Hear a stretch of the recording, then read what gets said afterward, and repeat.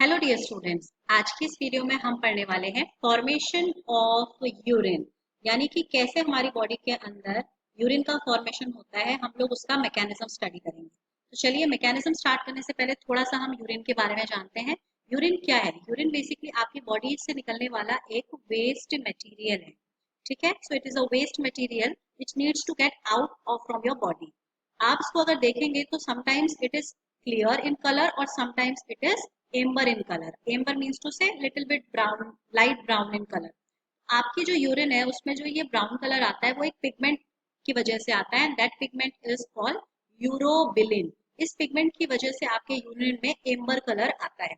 अब बात कर ले हम कितना आपका यूरिन आपकी बॉडी से एक्सक्रीट होता है। एक यूजुअली अगर आप एक हेल्दी अडल्ट के अंदर देखें तो 1 to 1.5 लीटर पर डे आपका यूरिन का एक्सक्रीशन हमारी बॉडी करती है।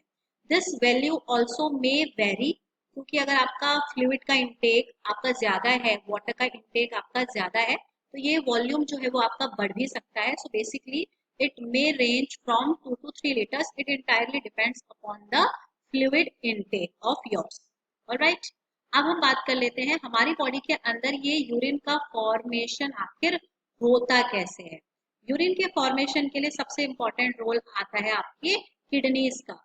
आपको पता है आपकी बॉडी की यूरिनरी सिस्टम के अंदर kidneys are the major organs. यही है जो आपकी किडनी में आपकी बॉडी के अंदर यूरिन का फॉर्मेशन करती है और उसके बाद इस यूरिन को आपकी बॉडी से एक्सक्रीट आउट करने में भी मदद करती है। तो चलिए, आज हम इस वीडियो में समझेंगे कि कैसे हमारी बॉडी इस यूरिन का फॉर्मेशन करती है। देखिए, यूरिन की फॉर्मेशन के लिए आपको पढ़ना पड़ेगा। यहाँ पर 3 स्टेप्स हैं। There are 3 steps involved in the formation of urine formation. First step is filtration, second is reabsorption, and third is secretion, or we can say tubular secretion. तो चलिए शुरू करते हैं। यहाँ पर आप एक डायग्राम देख सकते हैं। ये डायग्राम मैंने बनाया है नेफ्रॉन का। नेफ्रॉन आपको पता है नेफ्रॉन किसे कहते हैं? हमारी किडनी की जो स्ट्रक्चरल एंड फंक्शनल यूनिट है। स्ट्रक्चरल मीन्स टू से इसकी वजह से आपकी किडनी का स्ट्रक्चर भी बनता है, कहीं ना कहीं स्ट्रक्चरल कंपोनेंट भी है आपकी किडनी का नेफ्रॉन। साथ ही साथ functional unit, it is also a functional unit. Means जो काम करने वाली यूनिट हमारी किडनी में प्रेजेंट है, जिसकी वजह से किडनी अपना एक्सक्रीशन का फंक्शन परफॉर्म कर पाती है, वो है आपकी nephron. So nephron is structural and functional unit of kidney. This is how we can define the nephron, right. जब हमें समझ में आ गया है कि नेफ्रॉन ही हमारे किडनी का स्ट्रक्चरल एंड फंक्शनल यूनिट है, थोड़ा सा इसके स्ट्रक्चर को देख लेते हैं। ये नेफ्रॉन का स्ट्रक्चर है बच्चों। इसमें आप देखेंगे 2 पार्ट होते हैं। एक पार्ट आपको दिखाई दे रहा होगा, ये जो कप शेप है, ठीक है, और बाकी आपको यहाँ से लेकर ये जो पूरा का पूरा दिखाई दे रहा है, ये ट्यूबुलर स्ट्रक्चर है। तो आपकी जो नेफ्रॉन है उसमें 2 पार्ट होते हैं। अगर आप इसके स्ट्रक्चर को देखें तो देयर आर 2 पार्ट। एक है आपका इसके अंदर जो कैप्सूल का पार्ट है, और दूसरा पार्ट है इसमें ट्यूबुलर पार्ट। ठीक है, आपका जो कैप्सूल का पार्ट है इसमें आपके 2 चीजें होती हैं। एक तो आपका जो ये बाहर का कैप्सूल है, दिस इज बोमेंस कैप्सूल, और जो अंदर आपको ये रेड कलर का दिखाई दे रहा है, this is fine network of capillaries. ठीक है, हमारी बॉडी के अंदर जो कैपिलरीज होती हैं उनका एक बहुत फाइन सा एक नेटवर्क बना रहता है इस बोमेन कैप्सूल के अंदर, जिसे हम कहते हैं ग्लोमेरुलस। ठीक है, ये ध्यान रखिएगा। और जो दूसरा वाला पार्ट दिखाई दे रहा है आपको, ये जो डबल वॉल्ड स्ट्रक्चर दिखाई दे रहा है, इसे आप कहते हैं ग्लोमेरुलर।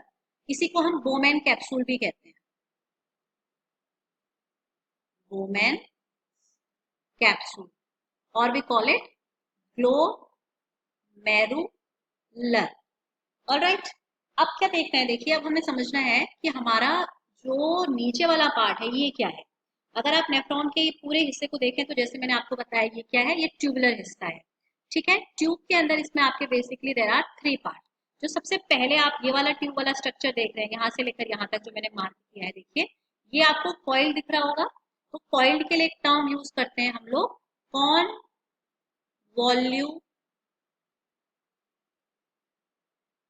कॉन्वॉल्यूएटेड। ठीक है, कॉन्वॉल्यूएटेड का मतलब होता है कॉइल्ड।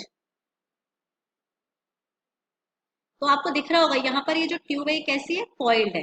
इसे हम कहते हैं प्रॉक्सिमल कॉन्व्यूलेटेड ट्यूब्यूल, क्योंकि ये प्रॉक्सिमल का मतलब होता है which is near to the glomerular capsule. इस कैप्सूल के नजदीक है ये वाला ट्यूब, इसीलिए हम इसे कहते हैं पीसीटी, प्रॉक्सिमल कॉन्वोलेटेड ट्यूब्यूल। उसके बाद जैसे ही आप देखते हैं पीसीटी एंड होती है तो नीचे आपका एक हेयर पिन शेप का स्ट्रक्चर शुरू होता है, इसे आप कहते हैं लूप ऑफ हेनले। इसे कहते हैं आप लूप ऑफ हेनले।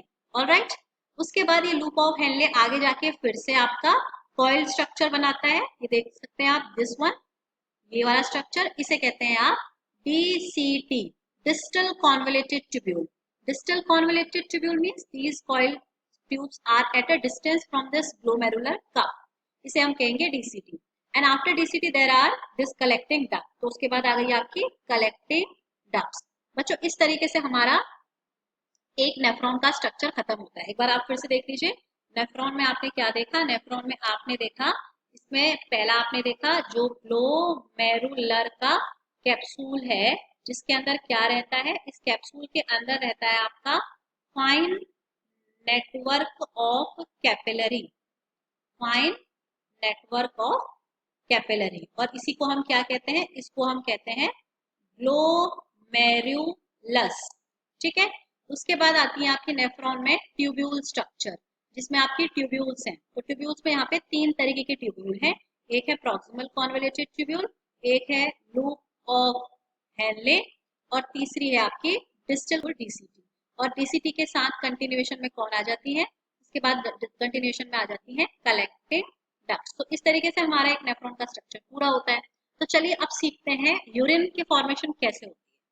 देखिए यूरिन फॉर्मेशन कैसे होगी ये समझने से पहले आप एक और चीज देख लीजिए। आप देख रहे होंगे यहाँ पर क्या है, यहाँ पर मैंने बना रखी है, ये है हमारी रीनाल आर्टरी की एक branch, this is a branch of renal artery and this is a branch of renal vein. ठीक है, तो क्या होता है, आपकी रीनाल आर्टरी जो है वो ब्लड को प्योरीफाई करने के लिए लेके आती है आपकी किडनी में, तो ग्लोमेरुलर कैप्सूल उसे रिसीव करता है और उसके अंदर प्रेजेंट ग्लोमेरुलस उसको फिल्टर करता है।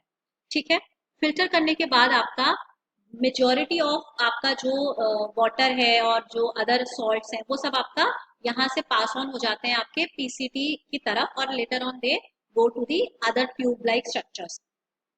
उसमें से कुछ आपका जो न्यूट्रिएंट्स हैं वो आपका कौन ले लेती है, यहाँ पर आप देखेंगे ये जो दिख रही है आपको ग्रीन कलर की, इन्हें कहते हैं हम पेरी पेरी ट्यूब्यूलर ट्यूब्स। तो ये क्या करके रखती है, पेरीट्यूबुलर ट्यूब्स, हमारे जो ये लूप ऑफ हेनले हैं इनके चारों ओर ये अपने आप को रैप करके रखती हैं।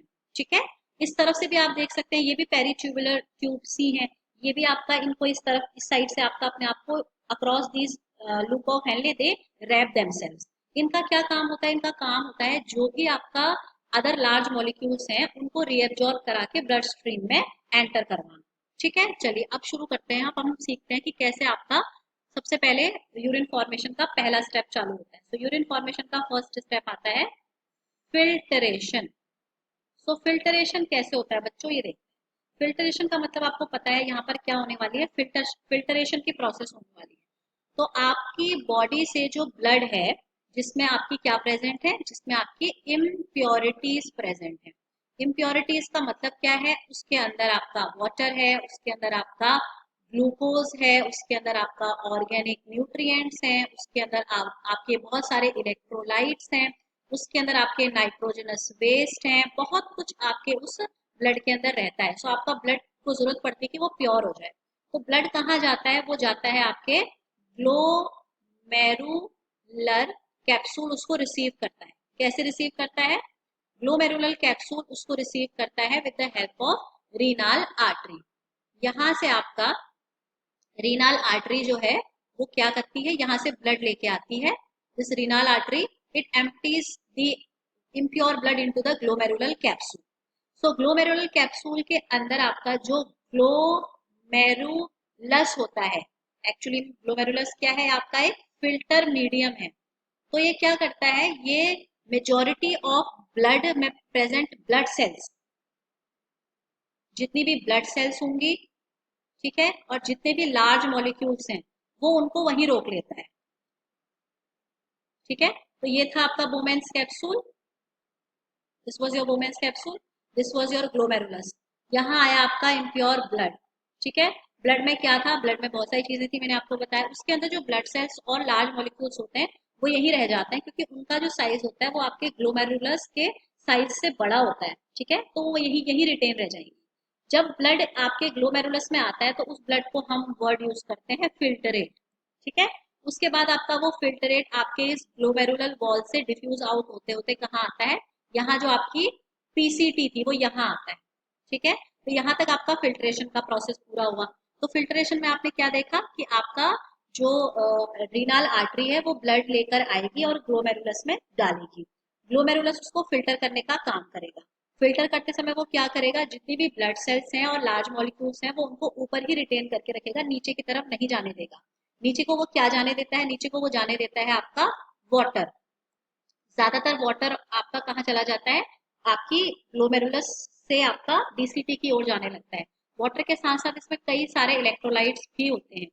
बाद में जाकर कलेक्टिंग डक्ट्स तक पहुंचते पहुंचते इस कॉम्पोजिशन का आप अगर कॉम्पोजिशन चेक करेंगे तो वो डिफर कर जाता है, इसका पीएच बदल जाता है, इसकी कंसेंट्रेशन बदल जाती है।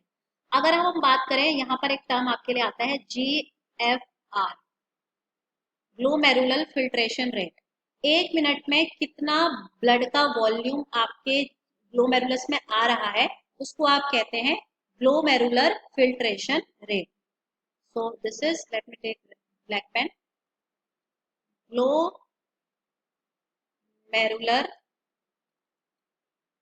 Filtration rate. इसका मतलब क्या है, 1 मिनट में कितना वॉल्यूम ऑफ ब्लड आपके ग्लोमेरुलस में आता है। ठीक है, volume of blood enters into the glomerulus, into the glomerulus। और आप देखेंगे जितना आपका इसमें ब्लड, इसमें आपका जो टोटल आपका जो वॉल्यूम रिसीव होता है वो आपका अबाउट 180 लीटर्स पर डे, इतना आपका ग्लोमेरुलर फिल्ट्रेट रिसीव होता है इन टोटल किडनी, दोनों किडनीज को मिलाकर। ठीक है, ग्लोमेरुलर फिल्ट्रेट। पहले तो आप देखिए ग्लोमेरुलर फिल्ट्रेट किसे कहेंगे। ग्लोमेरुलर फिल्ट्रेट का मतलब वो वॉल्यूम ऑफ ब्लड जो आपके इस वोमेन कैप्सूल में आ रहा है उसको आप कहते हैं ग्लोमेरुलर फिल्ट्रेट। ग्लोमेरुलर में आने वाला volume of blood calls glomerular filtrate. ठीक है, किस रेट से आपका वो अपने में रिसीव कर रहा है उसको कहेंगे GFR, ग्लोमेरुलर फिल्ट्रेशन रेट। अगर हम इसे कैलकुलेट करें तो आपका एक एडल्ट ह्यूमन के अंदर 180 लीटर आपका फिल्ट्रेट आता है, और यही फिल्ट्रेट फिर नीचे जाके यूरिन बनती है। लेकिन अगर हम यूरिन का वॉल्यूम देखें तो वो कितना रहता है, हमने भी देखा था 1.5 से 2 लीटर ही हम यूरिन जो है वो बाहर एक्सक्रीट करते हैं। यानी कि 180 में से 180 आया था हमारे ग्लोमेरुलस के अंदर, उसमें से रह कितना गया, 1.5। यानी कि जितना बाकी का बचा हुआ ये वाटर था, सॉल्ट था, रिमेनिंग जितना भी वॉल्यूम ऑफ ब्लड था वो क्या हो जाता होगा, वो कहीं ना कहीं रीएब्जॉर्ब हो जाता होगा। तभी तो आपका जब आया आपका 180 लीटर है तो आपकी बॉडी से बाहर भी इतना ही निकलना चाहिए था, पर नहीं, यूरिन जो है वो आपका 1.5 से 2 लीटर निकलती है यूजुअली। बाकी का सारा का जो वाटर अमाउंट है वो क्या हो रहा है, कहीं ना कहीं वो रीएब्जॉर्ब हो रहा है। तो ये हमारा फर्स्ट स्टेप हुआ फिल्टरेशन। ठीक है, अब बात कर लेते हैं फिल्ट्रेशन होने के बाद क्या होगा। अब आती है प्रोसेस रीएब्जॉर्प्शन की। रीएब्जॉर्प्शन का मतलब क्या है, दोबारा से आपके सब्सटेंस का ब्लड में एंटर करना। ये सब्सटेंसेस क्या हो सकते हैं, ये सब्सटेंसेस पानी हो सकता है, ये सब्सटेंसेस सॉल्ट्स हो सकते हैं, ये सब्सटेंसेस आपके कोई भी नाइट्रोजनस वेस्ट हो सकते हैं। नाइट्रोजनस वेस्ट का रीएब्जॉर्प्शन काफी लिमिटेड करती है हमारी किडनी, लेकिन पानी का, इलेक्ट्रोलाइट्स का रीएब्जॉर्प्शन बहुत अच्छे लेवल पे करती है। तो रीएब्जॉर्प्शन का मतलब इन सब्सटेंसेस का वापस से हमारे ब्लड स्ट्रीम में एंटर होना, इसे कहेंगे हम रीएब्जॉर्ब होना। ठीक है, सो आपके जितने भी ये सब्सटेंसेस थे अगर ये दोबारा से आपके किडनी में आने के बाद वापस आपके ब्लड स्ट्रीम में जा रहे हैं तो इसे रीएब्जॉर्प्शन कहेंगे। तो कैसे होगा देखिए, जो भी आपका फिल्ट्रेट आपके पीसीटी में आया है, अब कहाँ जाएगा आपका फिल्ट्रेट, वो जाएगा आपके प्रॉक्सिमल कॉन्वोल्यूटेड ट्यूब्यूल में। प्रॉक्सिमल कॉन्वोल्यूटेड ट्यूब्यूल क्या करती है, मोस्ट ऑफ वाटर को और NaCl को वापस से ब्लड स्ट्रीम में रीअब्सॉर्ब करवा देती है। ठीक है, और अपने में से करीबन 60 to 70% ऑफ जो आपका फिल्ट्रेट था, 60 to 70% ऑफ फिल्ट्रेट को अलाउ करती है कि वो कहाँ जाए, लूप ऑफ हेनले तक पहुंचे। लूप ऑफ हेनले फिर क्या करता है, जितना भी आपके उस फिल्ट्रेट में सोडियम आयन प्रेजेंट होता है वो उसको वापस रीअब्जॉर्ब कराता है और आपके ब्लड स्ट्रीम में एंटर करवा देता है। और आपका जो भी उसमें वाटर होगा उस वाटर को भी वो वापस से रीअब्जॉर्ब करा के कहाँ भेज देगा, हमारी जो ब्लड सर्कुलेशन है, हमारी जो ब्लड की स्ट्रीम है वहां डाल देगा। अब हमारा जो फिल्ट्रेट है वो कहाँ जाएगा, अब वो पहुंचेगा आपके डीसीटी में। फिल्ट्रेट कहाँ रीच करता है, it reaches to distal convoluted tubule. जो ओरिजिनल फिल्ट्रेट था उसका सिर्फ 5 से 10% ही हमारे डीसीटी तक पहुंच पाता है। ओरिजिनल का मतलब क्या है, कंसेंट्रेशन जो है ना अभी वो चेंज हो जाती है। Only 5 to 10% of original filtrate reaches to DCT, क्योंकि अभी कंसेंट्रेशन बहुत चेंज हो गई है। काफी सारा वाटर जो है वो रीअब्जॉर्ब हो चुका है, काफी सारा Na रीअब्जॉर्ब हो चुका है। अब आपका जब फिल्ट्रेट पहुंचता है डीसीटी पर, डीसीटी में जाने के बाद क्या होता है बच्चों, डीसीटी में जाने के बाद उसमें प्रेजेंट जो भी आपके इलेक्ट्रोलाइट्स होंगे लाइक NaCl, वो सारे के सारे इलेक्ट्रोलाइट्स आपका रीअब्जॉर्ब हो जाएंगे और कहाँ चले जाएंगे, आपके ब्लड स्ट्रीम में जाएंगे। ठीक है, यहाँ पर ये काम हो गया। तो इस तरीके से हमारे रीअब्जॉर्प्शन की प्रोसेस में जितने भी ट्यूब्स थे उन सब ने कंट्रीब्यूशन किया है। आपके पीसीटी ने रीअब्जॉर्प्शन किया है मोस्टली वाटर का और NaCl का। आपके लूप ऑफ हेनले ने सोडियम आयन को आपका रीअब्जॉर्ब करवाया है, पानी को भी करवाता है। फिर आ जाता है डीसीटी। डीसीटी आपका जो आपका सोडियम क्लोराइड है उसको आपका रीअब्जॉर्ब कराता है और आपके ब्लड सर्कुलेशन में वापस से छुड़वाता है। तो इस तरीके से हमारा रीअब्जॉर्प्शन हमारे ट्यूब्स के अंदर होता है। अब बात कर लें, कुछ सब्सटेंसेस होते हैं जैसे कि ग्लूकोज हो गया या एमाइनो एसिड्स हो गया। देखिए ये थोड़े से लार्ज मॉलिक्यूल्स होते हैं तो इनका रीअब्जॉर्प्शन नहीं हो पाता है इतने अच्छे तरीके से। अगर ये आपके ब्लड में ज्यादा होंगे तो ये यूरिन में आपको देखने को मिलेंगे, अदरवाइज यूरिन में आपको ग्लूकोज अमाइनो एसिड्स नहीं दिखेंगे। If they are coming into your urine that means your blood glucose level is getting higher, so you need to get check it on as soon as possible. Now comes the last part of this urine formation. Now comes secretion. अब आता है secretion का part.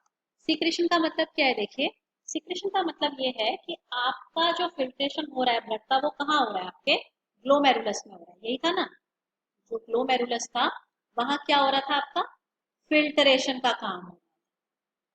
लेकिन हमने देखा कि glomerulus में जो लार्ज मॉलिक्यूल्स थे, फॉर एग्जाम्पल के लिए कोई एक फॉरेन मटेरियल था, मान लीजिए आपकी एक ड्रग थी, फॉर एग्जाम्पल के लिए ड्रग लाइक पेनिसिलिन। अब ये जो इस तरीके की ड्रग्स होती हैं इनके स्ट्रक्चर्स थोड़े से बड़े होते हैं, तो ये ड्रग्स जो होती हैं ये इंटायरली फिल्टर आउट नहीं हो पाती हैं, they do not filter out entirely from your body. तो ये किडनी जो है इसको अकेले अपने आप के लेवल पे फिल्टर आउट नहीं कर पाती पूरी तरीके से। क्यों नहीं कर पाती है, क्योंकि ये फिल्ट्रेशन होने के लिए कहाँ जाते हैं, आपके ग्लोमेरुलस में। लेकिन ग्लोमेरुलस में तो ये बहुत कम समय के लिए रहते हैं। यहाँ गई आपकी फॉर एग्जाम्पल के लिए पेनिसिलिन फिल्टर होने के लिए। अब इसका एक्सक्रीशन हमारी बॉडी से डिपेंड करेगा कि ये इस ग्लोमेरुलस से यहाँ नीचे पास ऑन हो, ठीक है, डीसीटी में आए। लेकिन ये यहाँ बहुत कम समय के लिए रहती है, तो चूंकि ये यहाँ कम समय के लिए रहती है, शॉर्ट टाइम के लिए रहती है, तो ये इंटायरली यूरिन में नहीं आ पाती है। तो अब इनके लिए क्या होता है, और ऐसे ही बहुत सारे अदर मॉलिक्यूल्स होते हैं जो बड़े बड़े से होते हैं तो वो फिल्टर नहीं हो पाते हैं हमारे इस ग्लोमेरुलस के पोर्स से, तो वो वहीं रह जाते हैं। तो उनका क्या होता है, इस तरीके के सब्सटेंस को क्लियर करने के लिए आती है आपकी जो पेरी ट्यूब्यूलर कैपिलरीज थी। ऊपर के डायग्राम में हमने बनाया था पेरी ट्यूबुलर कैपिलरीज, जो हमारे लूप ऑफ हेनले को सराउंड करके रखती थी। जैसे चंदन के पेड़ में एक सांप लिपटा रहता है, फॉर एग्जाम्पल आपने देखा होगा ये हमारा ट्री है और सांप इस तरीके से रैप करके रखता है। ऐसे यहाँ पर आपकी पेरी ट्यूबुलर कैपिलरीज आपके लूप ऑफ हेनले को इस तरीके से रैप करके रखती है। तो ये क्लियर करने में मदद करती है। ये अपने में से जो आपका फिल्टर है, जो फिल्ट्रेट है, उसको आपका कॉन्वोल्यूटेड ट्यूब्यूल्स में भेजती हैं। तो आपकी ये पीसीटी डीसीटी तो नहीं भेज पाई, तो अब आपका क्या किया, इस जो आपकी पेरिट्यूबुलर कैपिलरी थी इनके अंदर क्या होते हैं, इनके अंदर आपके लार्ज सरफेस एरियाज होते हैं। तो ये उस ड्रग को, उस बड़े मॉलिक्यूल को अपने अंदर रीअब्जॉर्ब करा लेते हैं and then they secrete these substances into the filtrate within the convoluted tubule. So this is how tubular secretion happens. और ट्यूबुलर सिक्रीशन में आपका हाइड्रोजन आयन का आपका सिक्रीशन होता है, ये बहुत इंपॉर्टेंट है हाइड्रोजन आयन का सिक्रीशन। और ये हाइड्रोजन आयन का सिक्रीशन हमारे ब्लड पीएच को नॉर्मल करने में मदद करता है। तो अल्टीमेटली जो आपके कॉन्वोलेटेड ट्यूब्यूल में आ रहा है वो क्या है, वो है यूरिन, जो यहाँ आपको रिसीव हो रहा है ना एट द एंड। यहाँ यहाँ आपको क्या मिल रही है, यहाँ आपको मिल रही है यूरिन, जिसके अंदर क्या है, जिसके अंदर वाटर है, जिसके अंदर नाइट्रोजनस वेस्ट है। वो आपका पीसीटी से क्रॉस होता हुआ लूप ऑफ हेनले से डीसीटी, डीसीटी से कलेक्टिंग डक्ट, कलेक्टिंग डक्ट से आपका वो एम्प्टी होता है माइनर कैलिसिस में। और यहाँ माइनर कैलिसिस से वो जाता है यूरेटर में, यूरेटर से वो जाता है हमारे यूरिनरी ब्लैडर में for storage. After bladder, bladder में जब प्रेशर पड़ता है आपका ब्लैडर जो है वो यूरेथ्रा की ओपनिंग करता है, यूरेथ्रा ओपन होता है, और यूरेथ्रा ओपन होते ही आपका जो भी यूरिन है वो आपकी बॉडी से बाहर एक्सक्रीट आउट हो जाती है। इस तरीके से यूरिन हमारी बॉडी के अंदर बनता है और उसका एक्सक्रीशन होता है। अब थोड़ा सा एक नजर डाल लेते हैं यूरिन की कॉम्पोजिशन पर। जब हमने यहाँ तक पढ़ा है यूरिन की फॉर्मेशन, थोड़ा सा उसका कॉम्पोजिशन देख लेते हैं। यूरिन की कॉम्पोजिशन की अगर बात करें तो यूरिन के अंदर होता क्या है, यूरिन के अंदर आपका मोस्टली होता है वाटर, 98% तो इसके अंदर पानी ही है। उसके अलावा इसके अंदर होता है यूरिया, जो कि एक प्रकार का नाइट्रोजनस वेस्ट है, ये करीबन 2% के आसपास होता है। उसके अलावा इसमें होता है क्रिटेनिन, उसके अलावा होता है uric acid, next sodium, next potassium, next chloride, next phosphate, next oxalate. ठीक है, ये सारे आपके इंग्रेडिएंट्स जो हैं वो हमारी किडनी के सॉरी यूरिन के अंदर प्रेजेंट रहते हैं। इन सब से मिलके तैयार होती है हमारी यूरिन। सो आई होप आपको वीडियो समझ में आया होगा। Thanks for watching my video. If you like this content please do like, share and subscribe to my channel. Thanks for watching.